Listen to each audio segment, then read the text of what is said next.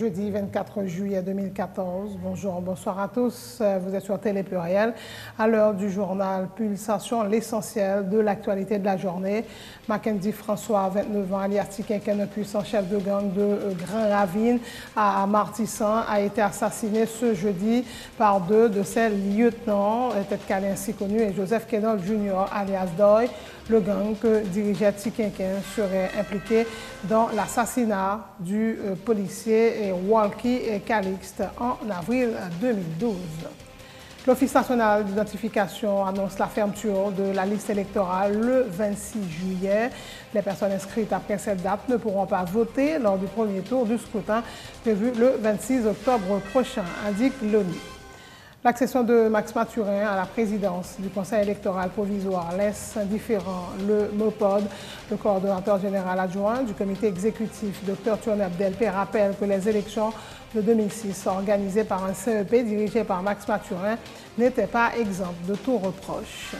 Une délégation du mouvement patriotique de l'opposition démocratique a rendu visite ce jeudi au député Arnel Bélizer qui observe une grève de la faim depuis lundi à la salle de séance de la Chambre basse. Le MOPOD solidaire du parlementaire soulignant la justesse de ses revendications. Les autorités municipales de Port-au-Prince ont procédé ce jeudi à la pose de la première pierre du complexe communautaire sur la route du Canapé Vert. Les travaux de construction seront réalisés par le projet C6 avec le support du PNUD et de l'UNOPS. Anthony Bennett dit Titoni a remis mercredi les clés d'une motocyclette au super gagnant du concours organisé à Télé Pluriel pendant la Coupe du Monde. Le PDG de Marché Titoni encourage les jeunes à meubler leurs esprits en vue de maximiser leurs chances de réussir dans la vie. L'actualité sur le plan international, un avion d'Air Algérie qui faisait la liaison Ouagadougou-Alger s'est écrasé ce jeudi dans le nord du Mali, près de la frontière avec le Burkina Faso. Aucun survivant n'a été retrouvé. L'engin transportait 116 personnes, dont 51 Français. La longue agonie mercredi soir d'un condamné à mort sur la table d'exécution, la troisième en moins d'un an aux États-Unis, va contraindre la Cour suprême à se pencher sur l'avenir de la méthode controversée d'injection létale, la seule utilisée dans le pays. Le double meurtrier Joseph Wood a mis près de 2 heures à succomber après le début de l'injection contre une dizaine de minutes habituellement. L'actualité sportive, comme annoncé depuis plusieurs semaines, Frank Lampard quitte l'Angleterre pour rejoindre la MLS et le New York City, nouvelle franchise pour 2015. Le milieu anglais de 36 ans dit attendre son nouveau défi avec impatience. Voilà, mesdames et messieurs, pour les grands thèmes de l'actualité.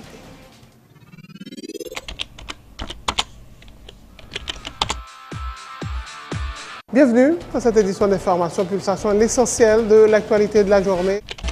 Merci de votre fidélité. Bienvenue dans ce premier numéro de Pulsation Week-end.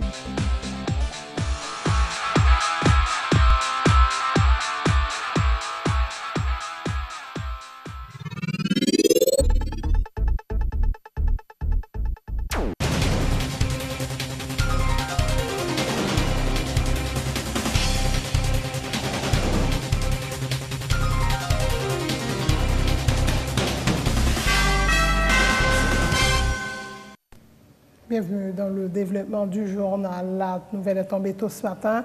Mackenzie François, 29 ans, alias Tiquinquin, un puissant chef de gang de Grand Ravine, a été assassiné ce jeudi donc par deux de ses lieutenants, tête calée ainsi connu, et Joseph Kenol Jr., alias Doy. Tiquinquin était activement recherché par la police. Le gang que dirigeait Tiquinquin, basé à Martissan, serait impliqué dans l'assassinat du policier Walkie Calixte en avril 2012. Autre point de l'actualité, dans 2 jours, soit le 26 juillet, la liste électorale sera fermée, conformément à l'arrêté convoquant le peuple en Saint-Comice pour le dimanche 26 octobre 2014.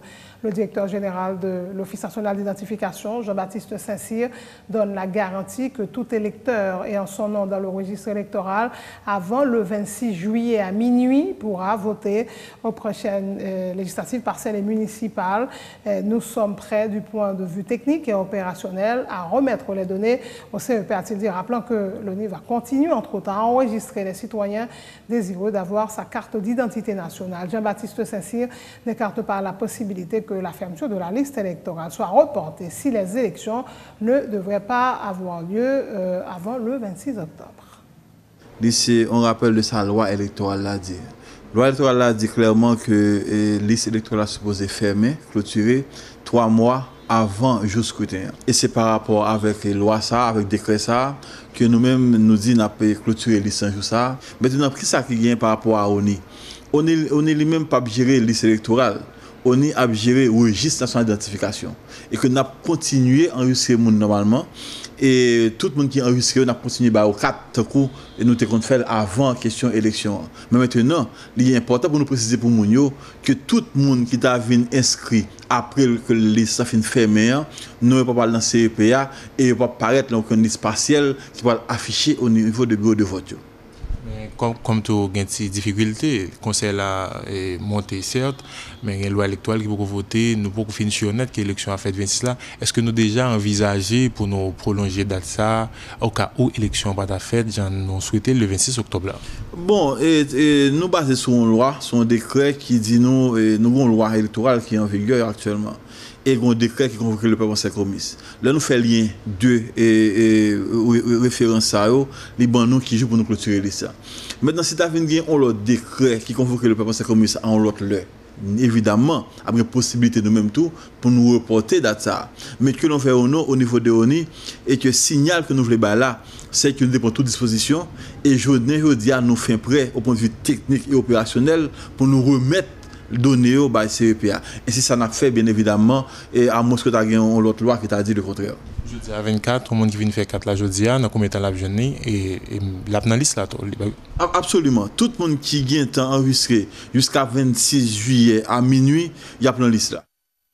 L'accession de Max Mathurin à la présidence du CEP laisse indifférent le mouvement patriotique de l'opposition démocratique. Le coordonnateur général adjoint du MOPOD, Thionep Delpé, rappelle que les élections de 2006 organisées par un CEP dirigé par Max Mathurin n'étaient pas exemptes de tout reproche. Le dirigeant politique dit croire que si le président du conseil électoral ne se laisse pas influencer par l'exécutif, il pourrait ne pas pouvoir résister à la communauté internationale qui, a-t-il dit, dispose d'un agenda politique qui ne cadre pas avec les aspirations du peuple haïtien. Thionep Delpé annonce sous peu une rencontre entre les 6 principaux partis de l'opposition qui avaient refusé de s'inscrire au CEP, question d'évaluer la situation. Côté m'a parlé avec là, le groupe là beaucoup changer de position. D'autant plus, nous déjà connaissons tout ça qu'a fait là, c'est mascarade parce que pas bien élection dans fin année 2014 d'avril. Donc pas aucune condition pour l'élection, son jouet pour qui cap jouer, c'est chercher qui est-ce qui a pris responsabilité, c'est l'élection pas arrivé faite dans fin d'année pendant que tout le monde connaît que pas d'élection. Donc c'est dans ce sens ça que au niveau du groupe des 6 partis politiques, nous continuons à réunir, il y a une réunion que nous allons là, pendant que nous sortons là, j'en ai dit et nous avons gagné pour nous positionner nous. Par une évolution de la situation. Si bien comprendre qu'il y a une possibilité pour que nous changions de position par rapport à la conjoncture. Non, non, dit clair. Jusqu'à présent, quand on a parlé à nous de camper derrière dernier communiqué, nous mettons dehors au niveau du groupe des 6. Nous n'avons pas changé de position. Présence Max Mathurin dans le nouveau bureau ça. Espérer conseil là une petite crédibilité ou partager. Moi-même, si personnellement, ça ne m'a pas répondre pour le conseil là. Pour moi, c'est blanc bonnet pour ne pas. Peut-être qu'il y a des gens qui est Max Mathurin, mais des gens qui fait expérience avec lui dans les élections de 2004-2005, qu'on est que pas de trop de différence. Le pas nommé pouvoir exécutif là, là dans mes blancs. Vous reprochez à Max Mathurin. Exactement.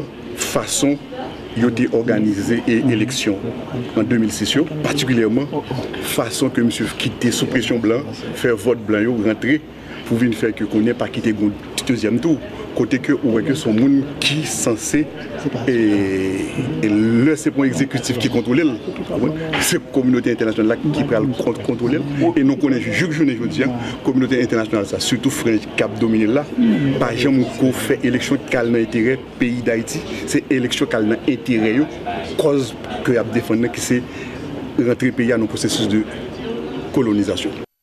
Une délégation du mouvement patriotique de l'opposition démocratique a rendu visite ce jeudi au député Arnel Bélisaire qui observe une grève de la faim depuis lundi à la salle de séance de la Chambre basse.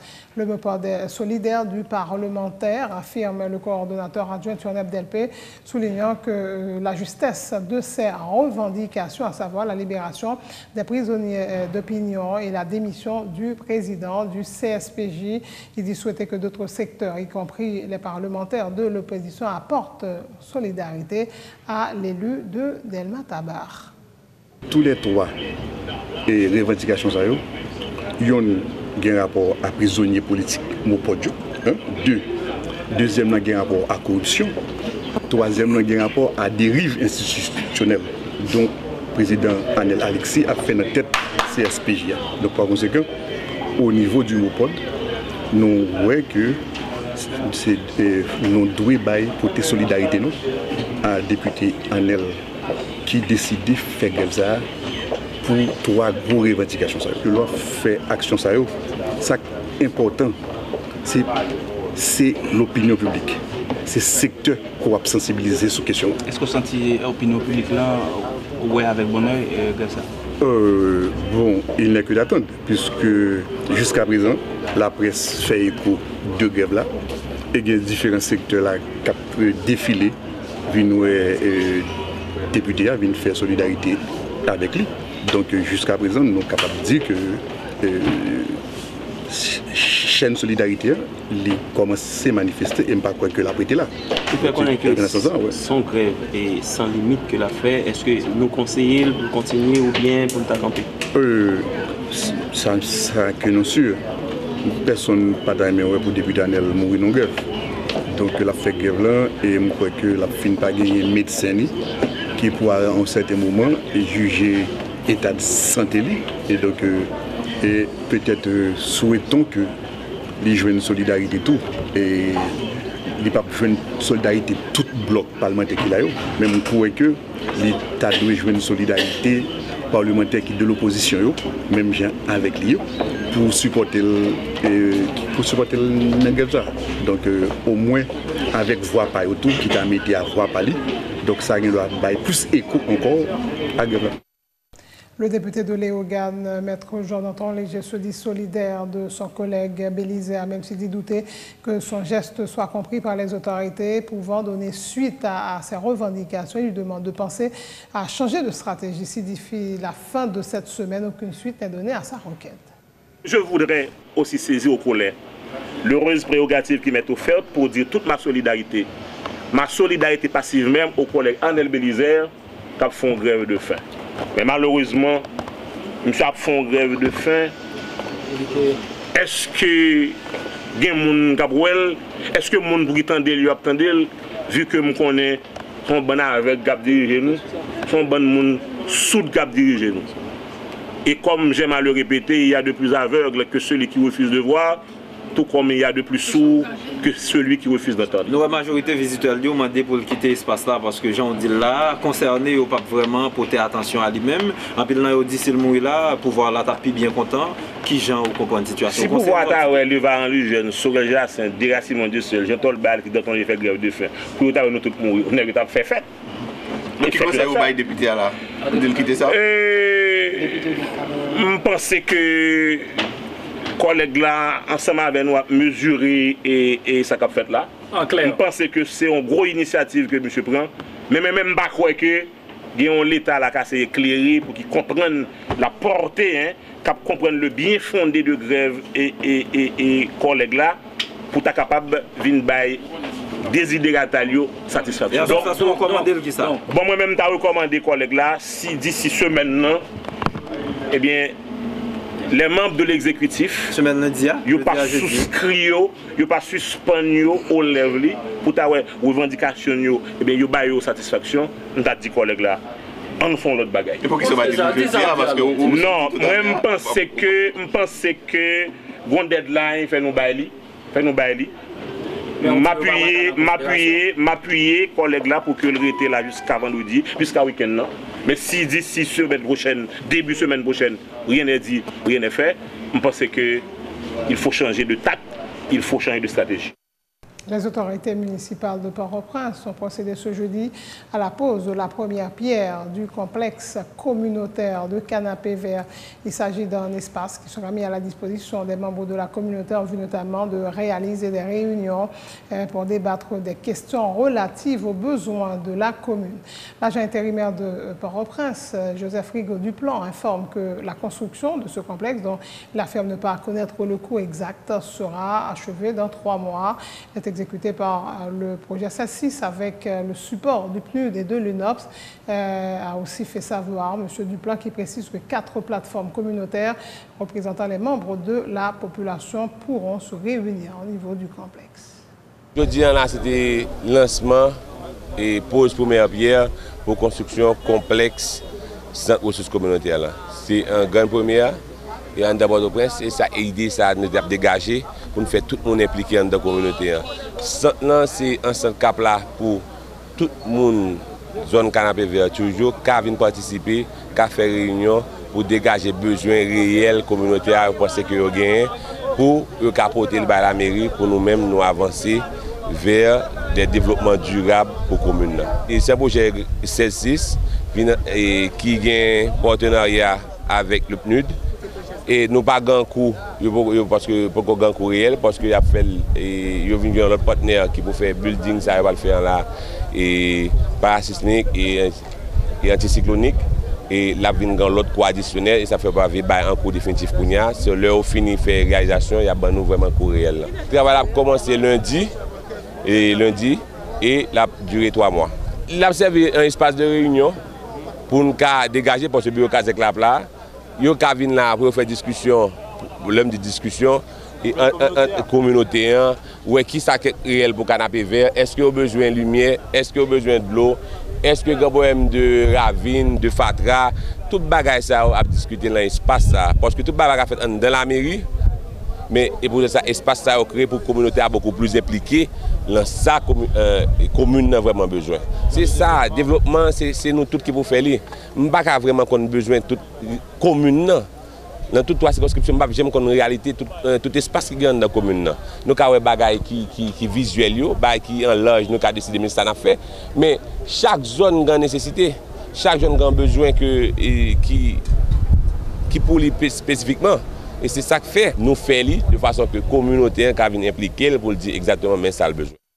De son côté, la chef de l'unité, du PNUD, Rita Chiara, a donné la garantie que la construction de l'immeuble sera achevée avant la fin de l'année. D'ailleurs, le projet C6 prendra fin en décembre.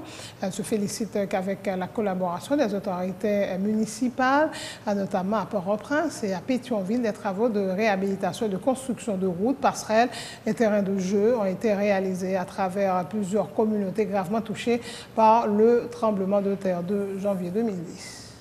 Nous a pris beaucoup de temps pour arriver jusqu'ici parce que le complexe communautaire c'était un rêve, non? Un rêve de mettre ensemble 4 plateformes communautaires pour penser, pour parler des problèmes, pour discuter et pour faire des rêves comme les centres en réalité, non?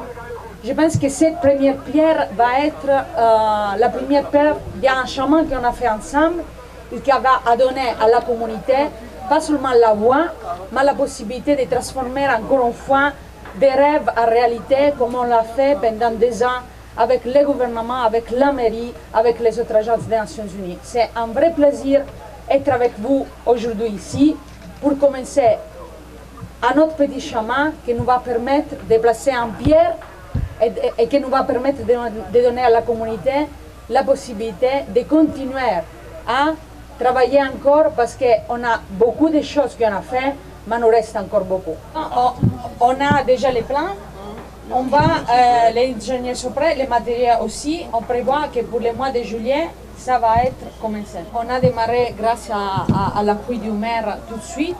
Et donc d'ici à décembre, le complexe va terminer avec le projet C6. Ça va être une des dernières interventions qu'on va faire avant de clôturer les projets.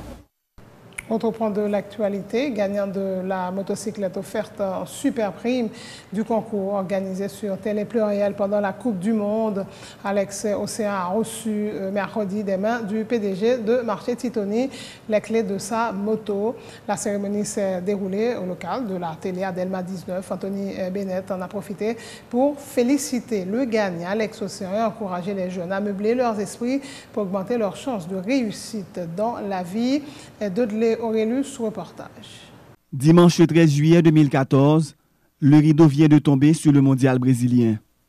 L'Allemagne est championne du monde pour la 4e fois de son histoire, après avoir battu l'Argentine 1-0 sur ce but de Mario Götze en prolongation. Au bout du fil, Alex Océan, un téléspectateur fan du Brésil, lance un cri de joie.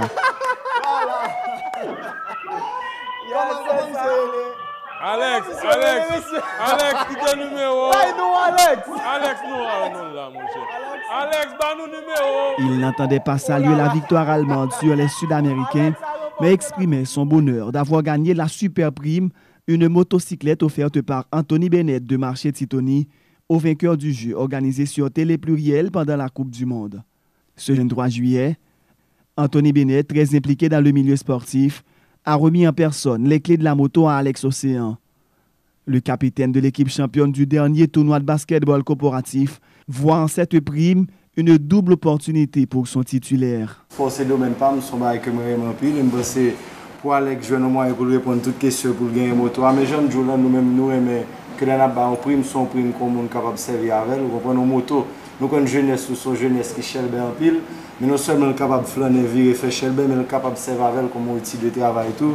So Alex, compliment encore et mon cher, nous fiers de vous, nous menons Télé Pluriel avec le Marché Titoni. Alex Océan a remercié le PDG de Marché Titoni et le staff de Télé Pluriel pour avoir apporté la Coupe du Monde aux fans tout en leur offrant la possibilité de gagner de nombreuses primes. Je suis content d'ailleurs qu'on ait vu une moto là déjà.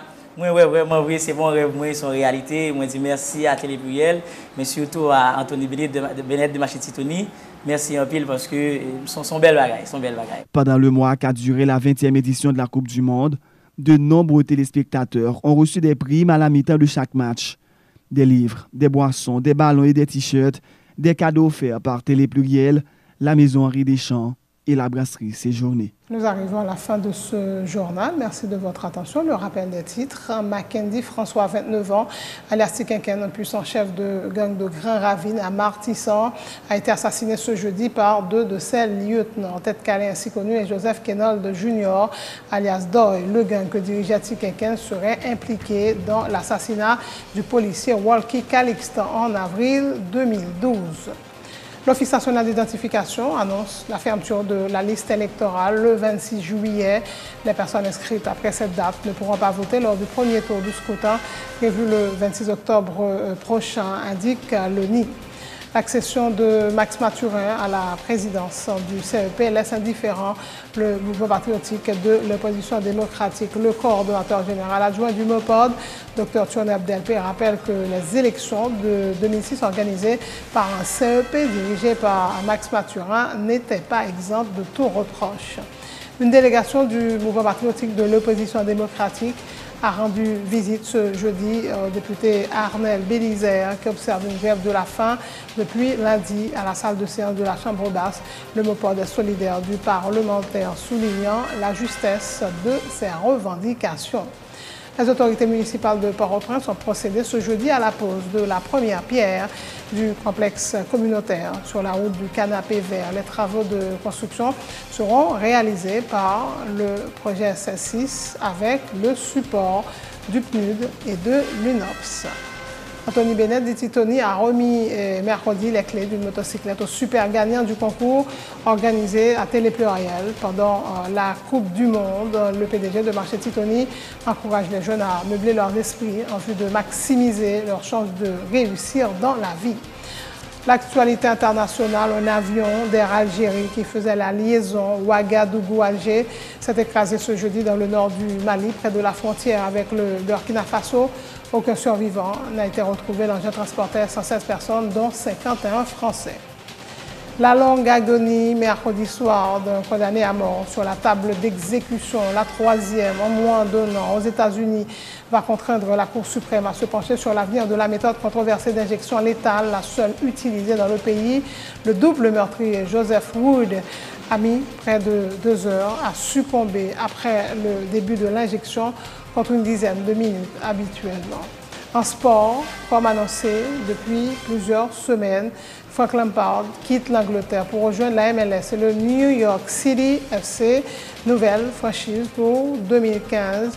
Le milieu anglais de 36 ans dit attendre ce nouveau défi avec impatience. Merci d'avoir suivi ce journal.